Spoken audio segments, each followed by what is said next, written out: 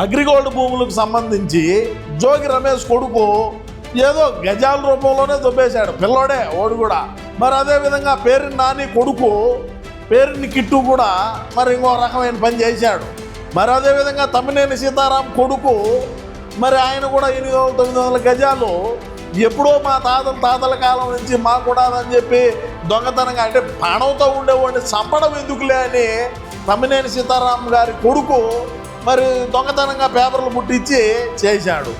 అందరికన్నా చిన్నపిల్లోడు అవినాష్ రెడ్డికి ఏమీ కానీ తెలియదు అని చెప్పి మా నాన్న చెప్తాడు. నమస్కారం ప్రజలారా, తిరుపతిలో మనం ఎన్నో రకాలైనటువంటి భూ కబ్జాలు, ఎన్నో రకాలైనటువంటి బెదిరింపులు, ఎన్నో రకాలుగా ఎంతోమందిని భయాందోళనలో గురి చేసి మనం రాయించుకున్నటువంటి ఆస్తులు, సరే మనం ఎన్నో కథలు చేసినాం. అయినప్పటికీ మరి 2019 నుంచి 2024 వరకు మన భూమన కరుణాకర్ రెడ్డి అన్న ఎమ్మెల్యేగా ఉన్నప్పుడు చేసినటువంటి ఏదైతే భూ కబ్జాలు ఉన్నాయో ఐగడ భూ కబ్జాలు ఈయన చేసి ఉండడు. పాపం పిల్లోడు భూమన అభినయ్ రెడ్డి నాయనా మనం ఆ నదీ పరివాహిక ప్రాంతమా ఏదో అంటారు దాన్ని, ఆ ప్రాంతంలో ఉండే 9 ఎకరాల భూమిని మనం దుబ్బేద్దామంటే ఏదో పిల్లోడు ఆశపడినాడని చెప్పి భూమనన్న మరి కానిండ్రా మీరు మందలు చేసి చుట్టూరు ప్రహరీ పెట్టండి, సరే అదేం మన నాయన సొమ్ము కాకపోయినప్పటికీ అది ప్రభుత్వానికి సంబంధించిందే, మనం సరే ఏదో ఒక రకంగా మనం దాన్ని బుక్కులు చేసుకోవచ్చు, ఆన్లైన్ ఎక్కియచ్చు, బోర్డు మంది పెట్టచ్చు, ఎవడొచ్చాడో మనం చూద్దాం, మనం అధికారంలో ఉన్నాం, నేను ఎమ్మెల్యేగా చలామణి అవుతా ఉన్నాను అనే ఒక ధోరణిలో ఆ ఇనాం భూములు కావచ్చు, ప్రభుత్వ భూములు కావచ్చు, ఏ అయినా సరే కన్నుబడింది, దొబ్బేశాడు, బాగానే ఉన్నది. నది పక్కన ఉండేది, నేను నది దగ్గర ఉండేది అదంతా కూడా కాంక్రీట్ తెచ్చి పోసినాడు. ఆ కాంక్రీట్ కూడా వేరే వాళ్ళను భయపెట్టే కాంక్రీట్ తీసుకొచ్చి ఇక్కడ పోయాలరా అని చెప్పి వాళ్ళని బెదిరించి అదంతా తీసుకొచ్చి పోసినాడు.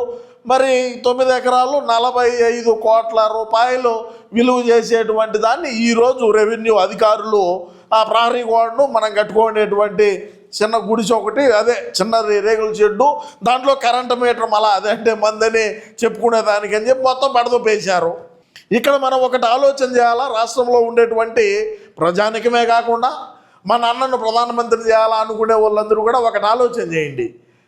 పెద్ద నాయకులు ఎవరు కూడా ఏమి తొప్పలా, పిల్లోడు ఆశపడినాడని చెప్పి ఈ భూమన కరుణాకర్ రెడ్డి ఆ 9 ఎకరాలు కబ్జా పెట్టినాడు. అది ఒకటే కాదు, మంగళం దగ్గర కూడా.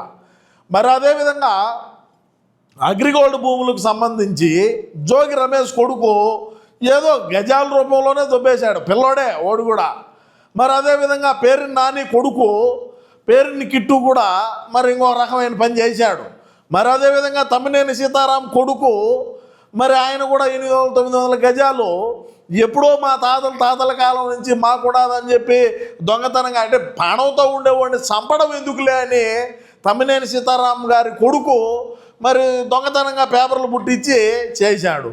అందరికన్నా చిన్నపిల్లోడు అవినాష్ రెడ్డికి ఏమీ కానీ తెలియదు అని చెప్పి మా నాన్న చెప్తాడు. మరి ఇటువంటి ఈ పిల్లకాయలు చేసేదాన్నంతా కూడా దేనికి ఈ విధంగా ఇది చేస్తున్నారో మరి అర్థం కావడం లే. మరి అదేవిధంగా చూసుకుంటే నదీ పరివాహిత ఎందుకు దాన్ని ఏమంటారా మా అన్న ఇప్పుడు పలకాలరా, నదీ పరివాహిత ప్రాంతమా ఏదోలే, ఆ నది దగ్గర ఉండేది అనుకోండి బా, మనకు అందరం రాదు తెలుగు, సరే ఆడుండేదాన్ని 9 ఎకరాలు 45 కోట్ల రూపాయలు విలువ చేసేదాన్ని రెవెన్యూ అధికారులు ఈరోజు పడదొప్పినారు. బాగుండాది. అదే మా పార్టీకి సంబంధించిన మాజీ శాసనసభ్యుడు కేతిరెడ్డి చెరువులోనే గట్టి పడదొప్పినాడు. ఇంకేం చేస్తారు దాని దాకా ఎందుకు పోలేదు? ఇంకా చెరువులోనే గుర్రపు సవారీ చేసేదానికి ఒక గ్రౌండు, విలాసవంతమైనటువంటి ఒక భవనం, ఆయన సేద తీరేదానికి మళ్ళా రకరకాలైనటువంటి ఫారెన్ స్టైల్లో ఆడ నియమించుకున్నాడు అన్నీ కూడా. మరి ఈ నదీ పరివాహితంగా పక్కన ఉండేదాన్ని ఏదో చేశారు, మరి ఒకటి చెరువులోనే గట్టిపాటు దొబ్బినాడు, దాన్ని ఏం చేద్దాము? మరి అదేవిధంగా మా శివరెడ్డి కొడుకున్నాడు. ఇప్పుడు అందరూ కూడా పిల్లకాయలు ఆశపడినట్టు ఇవన్నీ ఏమి పెద్దోళ్ళు ఆశపడినలే, అందరూ పిల్లకాయలు ఆశపడినట్టు బా. మరి శివరెడ్డి కొడుకు లిక్కర్ స్కామ్ బ్రహ్మాండంగా చేశాడు. మరి అదేవిధంగా పెద్దిరెడ్డి కొడుకు మరి ఆయన కూడా లిక్కర్ స్కామ్లో ఉన్నాడు. మరి ఈ పిల్లకాయలు చేసేదాన్ని అంతా సిదిరప్పలరాజు కొడుకు యాక్సిడెంట్ చేశాడు.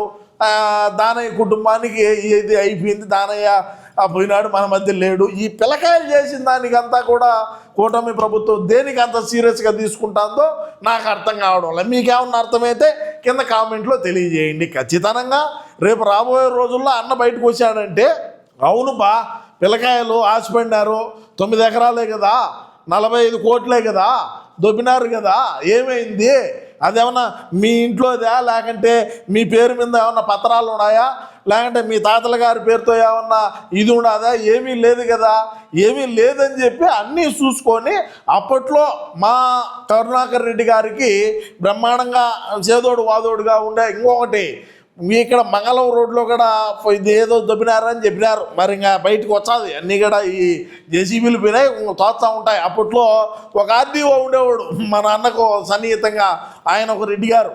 మరి ఆయనతో కూర్చొని ఇద్దరు సిట్టింగ్లు వేసి బ్రహ్మాండంగా లిఖితపూర్వకంగా ఇక్కడ నుంచి ఇక్కడికి కొట్టచ్చు, ఈ ఏరియా కూడా కొట్టచ్చు, ఈడ ఎవరిది లేదు, ఈడ ఎవరి ఆన్లైన్ లేదు, ఈడ అసలు అనుభూలే లేవు, దాన్ని ఏమంటారా మనకి అంత ఇది లేకపోయా, మనం ఏం భూమి దొబ్బిన వాళ్ళం కాకపోతే ఏం కాకపోతే ఇంకేదో ఇంకా ఉంటాయి కదా అడంగల్లో ఎక్కి లేదని రకరకాలుగా ఎక్కడెక్కడ కబ్జాలు చేయొచ్చు, ఎక్కడెక్కడ ఏమి చేయొచ్చు అని మా పిల్లోడు ఆశపడటము. ఏమైనా భూమన కరుణాకర్ రెడ్డి గారు దాన్ని అంతా రెడీ చేయటము. మరి కూటమి ప్రభుత్వం అధికారంలోకి వచ్చిన తర్వాత మరి ఈ రెవెన్యూ అధికారులు కదిలి జేసీబీలు ఎత్తుకొని వాటినన్నింటినీ తోసేయటము. ఎన్ని కట్టెలు ఎన్ని ఎర్రచందనం కట్టెలు కొడితే 45 కోట్ల రూపాయలు లెక్క వచ్చేది. 9 ఎకరాల భూమిని ఎప్పుడు సంపాయాలా, మళ్ళా వరి నాటినాడంటే ఏమి ఇది ఎక్కడ ఉన్నదో చూడండి. భూమన కరుణాకర్ రెడ్డి తిరుపతిలో అడుగు పెట్టిన నాటి నుంచి కూడా ఎదురు లేకుండా ఉన్నాడు ఈ రోజు దాకా. ఎప్పుడైతే భూమన కరుణాకర్ రెడ్డి ఈ యొక్క కబ్జాలకు పాల్పడి కూటమి ప్రభుత్వం చర్యలు తీసుకొని కట్టినటువంటి కట్టడాలను కూల్చివేసిందో ఈ రోజుతో చరిత్ర అయిపోయింది. రాజారెడ్డి కానించి కూడా కరుణాకర్ రెడ్డి వెనకమాల ఉన్నాడు. అంతెందుకయ్యా, ప్రస్తుతం ఈ కరుణాకర్ అన్న ఉండే ఇల్లు కూడా కబ్జా చేసిందేనయ్యా. అదేమి ఈయనేం కట్లు కొట్టు, లేకుంటే మంగంపేటలో రాళ్ళు కొట్టు, లేకంటే ఇసుక మోసో సంపాదించే లెక్క కాదు. ఇసుక మోసో డబ్బుతో కొన్న బిల్డింగ్ స్థలం కాదు అది. ఇప్పుడు ఉండేటువంటి ఇంటి స్థలం కూడా దొబ్బేసిందే. మరి ఎప్పుడు కూడా ఎవరు మాట్లాడలేదే. మరి ఈ రోజున మా పిల్లకాయలందరూ కూడా మా నాయకుల కొడుకులు ఆశపడితే వాళ్ళు సంపాదించుకొని పెట్టుకోండిరా అని వాళ్ళ తండ్రులంటే మీరు ఈరోజు పిల్లలు ఆశపడిన దాన్ని కూడా లేకుండా ఈ కూటమి ప్రభుత్వం చర్యలు తీసుకుంటా ఉన్నది. ఇది తీవ్ర దిగ్భ్రాంతిని మనకు వ్యక్తం చేస్తూ ఉన్నాం. మనం ఈ విషయం తెలిసి అసలు అన్న ఎంత దిగ్భ్రాంతికి గురైనాడో అర్థం కావడంలే. 1-2 ఎక్స్ట్రా కూడా వేసుంటాడు.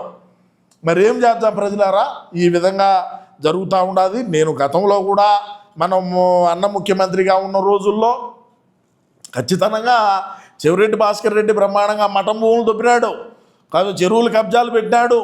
ఆ కరుణాకర్ అన్న అనబోతే ఇదో ఈ నదీ పరివాహకమో ఇంకొక వాక్యమో ఆ మంగళం రోడ్లోనో ఏ విధంగా ఆయన దొబ్బినాడో మరి నేను గతం నుంచి చెప్తానే ఉన్నా. ఖచ్చితంగా రాబోయే రోజుల్లో మనం ఈ విధంగా మన కుమారులు మనకు ఆశపడుతున్నారు, మనం సంపాదించాలా, ఇది అవకాశం.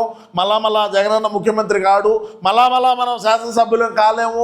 ఈసారి అయితే జగనన్న ప్రధానమంత్రి అవుతాడు, కానీ మనం ఎమ్మెల్యే కాకపోయినా అన్న ప్రధాని అవుతాడు. మనం ఆ రోజుల్లో చేయగలుగుతామో చేయలేమో. ఇప్పుడు మనం శాసనసభ్యులుగా ఉన్నాం, అన్న ముఖ్యమంత్రిగా ఉన్నాడు, మనకు కనపడిన దానివల్ల కబ్జా చేద్దామని చెప్పి ఇష్టానుసారంగా చేసినారని నేను గతంలో చెప్పినా, ఈరోజు చెప్తున్నా. కానీ ఏదో పిల్లకాయలు ఆశపడినారు తప్ప కరుణాకర్ రెడ్డి గారికి కూడా అంత ఆశ లేదు నాకు తెలిసి. ఎందుకంటే వయసు ఎక్కువ, ఎందుకురా మనకు ఏదో ఉండే ఇల్లు కూడా దొబ్బేసే కట్టుకున్నాము, అది రాజారెడ్డి కట్టించాడు, సరే ఇంకెందుకులే మనకేదో జరిగిపోతుందిలే అనుకున్నాడు. కానీ ఈ చిన్నగంజాయి రెడ్డిగా పిలుచుకునేటువంటి మా అభినయ్ రెడ్డి గారు ఖచ్చితంగా మళ్ళా అవకాశం రాదు, దొబ్బేద్దామని చెప్పి దొబ్బేయటం, ఈరోజు పెద్ద పద్ధతుల మాదిరా మాట్లాడటం. మరి ఈయన ఎక్కడ రాళ్ళు కొట్టి సంపాదించి ఆ డబ్బులు ఎవరికి ఇచ్చినా, ఇప్పుడు నిజంగా స్థలం ఎవరిదైనా వేరే వాళ్ళదైతే ఇదో పలానా వాళ్ళ దగ్గర నుంచి నేను రిజిస్టర్ చేసుకున్నా, నేను ప్రహరీ గోడ కట్టుకున్నా, నేను కష్టపడి సంపాదించిన డబ్బులతో నేను ఈ ల్యాండ్ని కొన్నానని చెప్పచ్చు. అది ఏమీ లేదు, దానికి డాక్యుమెంట్ లేదు. పోరంబోకు భూములు కనపడినా దొబ్బేస్తాం, మరి అదేవిధంగా ఈ స్థలాల్లో ఎక్కడైనా బయట దేశాల్లోనో బయట రాష్ట్రాల్లోనో ఉన్నా కూడా పొద్దున్నేకి మనం బోర్డు పెడతాం, పొద్దున్నేకి మనం ప్రారీ గోడ కడతాం, పొద్దున్నేకి మనం ఒక కరెంటు మీటర్ కూడా బిగించేస్తాం దాంట్లో. ఈ విధంగా బ్రహ్మాండంగా చేశారు. 1-2 కాదు, మఠం భూములు ఉన్నాయి. ప్రతి ఒక్కటి కూడా అన్నీ కూడా ఒక్కొక్కటిగా బయటకు వచ్చేది కూటమి ప్రభుత్వంలోని అని కూడా నేను ఈ సందర్భంగా తెలియజేసుకుంటూ, సరే ఏది ఏమైనప్పటికీ రేపు మాపు మా జగనన్న బయటకు వచ్చి ఏదో ఈ చిన్నపిల్లకాయలు ఆశపడి ఏదో ప్రారీ గోడ కట్టుకున్న దాన్ని కూడా ఈ విధంగా మీరు కనికరం అనేది లేకుండా ఈ విధంగా జేసీబీలు పెట్టి తోసేయడం అనేది చాలా బాధాకరమని అన్నొచ్చి చెప్తాడు. మనం వేచి చూద్దామని నేను ఈ సందర్భంగా తెలియజేసుకుంటూ, ఏది ఏమైనప్పటికీ మరి మన నాయకుల కొడుకులు చేసినటువంటి ఘనకార్యం మీకేమనిపించింది అనేది మీ అమూల్యమైన అభిప్రాయాన్ని తప్పకుండా కామెంట్ రూపంలో తెలియజేయండి ప్రజలారా. నమస్కారం.